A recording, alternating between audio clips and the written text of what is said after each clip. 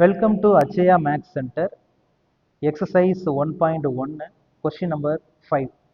If A equal to 1 by 9, அப்புறம் ஒரு matrix ஒன்று கொடுத்துருக்காங்க, ஆர்டர் வந்து 3. Prove that A inverse equal to A transpose. அப்போ ஒரு மேட்ரிக்ஸ் கொடுத்துருக்காங்க, மேட்ரிக்ஸுக்கு ஒரு கோஎஃபிஷியன்ட் இருக்குது 1 by 9, அதை நம்ம மைண்டில் வச்சுக்கிறணும்.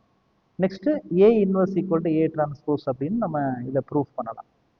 இப்போ நம்ம அப்படியேவும் நம்ம சால்வ் பண்ணலாம். ஏ இன்வர்ஸ் தனியாக ஃபைண்ட் பண்ணிவிட்டு left hand side, right hand side வந்து ஏ டிரான்ஸ்போஸ் ஃபைண்ட் பண்ணி ரெண்டையும் ஈக்குவல்னு சொல்லிக்கலாம்.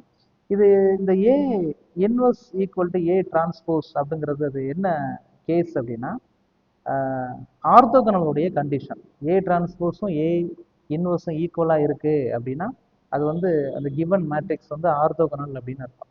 அப்போ நம்ம என்ன பண்ணுறோம், A inverse equal to A transpose அப்படின்னு ப்ரூஃப் பண்ணாமல் it is enough to show that given matrix is orthogonal.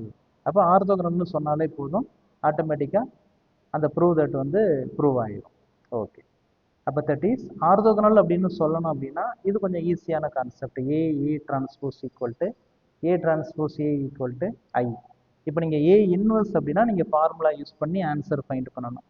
ஆனால் இங்கே நம்மளுக்கு ஜஸ்ட் நம்ம மல்டிபிள் மட்டும் பண்ணால் போதும். அப்போ ஃபஸ்ட்டு கேஸில் என்ன பண்ணுறோம், ஏவும் ஏ டிரான்ஸ்போஸையும் மல்டிபிள் பண்ணுறோம். அப்போ ஏ டிரான்ஸ்போஸ் நம்ம எடுத்து வச்சுக்கிறணும். ஏ நம்மள்ட்ட கொஷினில் இருக்குது. ஏ டிரான்ஸ்போஸ்னால் ரோவை என்ன பண்ணிடுங்க, காலமாக சேஞ்ச் பண்ணி இப்படி வச்சுக்கிறேன். இப்போ 1 by 9 ரெண்டு கோஎஃபிஷியன்ட் இருக்கா, அது ரெண்டையும் தனியாக மல்டிபிள் பண்ணிடுவோம். மேட்ரிக்ஸை தனியாக மல்டிபிள் பண்ணிடுவோம். மேட்ரிக்ஸ் ரூலை யூஸ் பண்ணி மல்டிபிள் பண்ணிடணும். ரோ காலம் வைஸ் மல்டிபிள் பண்ணிடணும். நெக்ஸ்ட் சிம்பிளிஃபை பண்ணிங்கன்னா ஒரு ஆன்சர் கிடைக்கும். இதுதான் ஏ டிரான்ஸ்போஸோட ஆன்சர். நெக்ஸ்ட்டு 81 1 by 81 அப்படின்னு இருக்கு. அதை நம்ம என்ன பண்ணிக்கலாம், உள்ள மல்டிபிள் பண்ணிக்கலாம், அதை டிவைடு பண்ணிக்கலாம். அப்படி பண்ணோம் அப்படின்னா, இல்லைன்னா இங்கே என்ன பண்ணியிருக்கோம்னா 81 காமனாக வெளியில் எடுத்திருக்கோம், மேட்ரிக்ஸ் வந்து வெளியில் எடுத்திருக்கோம். அப்போ 81 என்ன ஆயிரும், கேன்சல் ஆயிரும்.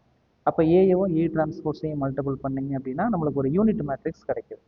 அப்போ சிமிலர்லி செகண்ட் கேஸும் அதே தான், ஏ டிரான்ஸ்போஸ் ஏ அது ரெண்டையும் மல்டிபிள் பண்ணாலும் நம்மளுக்கு யூனிட் மேட்ரிக்ஸ் தான் கிடைக்கும்.